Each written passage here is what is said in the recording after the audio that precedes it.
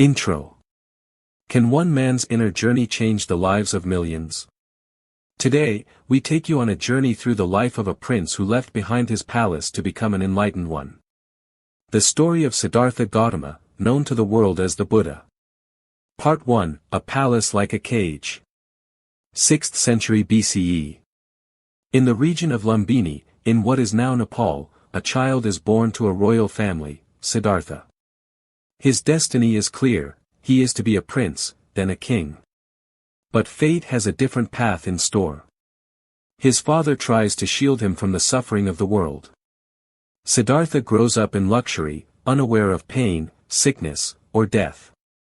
But one day, he ventures beyond the palace walls, and what he sees changes everything. Part 2, The Four Sights. He sees an old man, a sick man, a dead body, and finally, a wandering monk, calm and peaceful. For the first time, Siddhartha realizes that life is fragile and full of suffering. He begins to question everything. At the age of 29, he leaves behind his wife, his newborn son, and the life of a prince. He sets out in search of truth. Part 3, The Path to Enlightenment. For years, he lives in the forest. He practices extreme self-denial, barely eating, barely surviving. But even that doesn't bring him peace.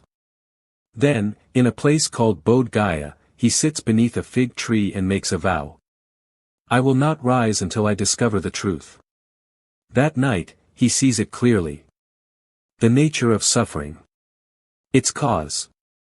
And the path to its end. Siddhartha becomes the Buddha, the awakened one.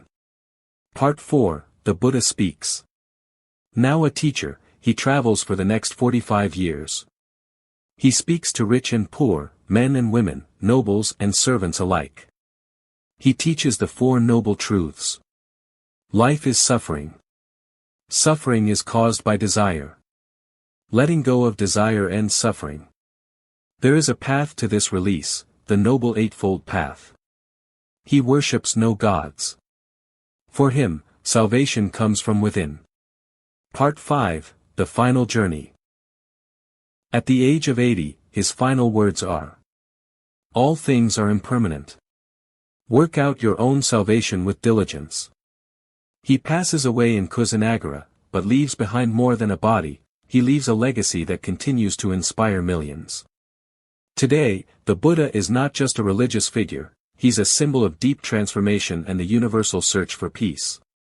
If you enjoy stories of history and transformation, don't forget to like, subscribe, and share. In our next episode, we'll explore what happened after the Buddha's death, and how different schools of Buddhism emerged. See you next time.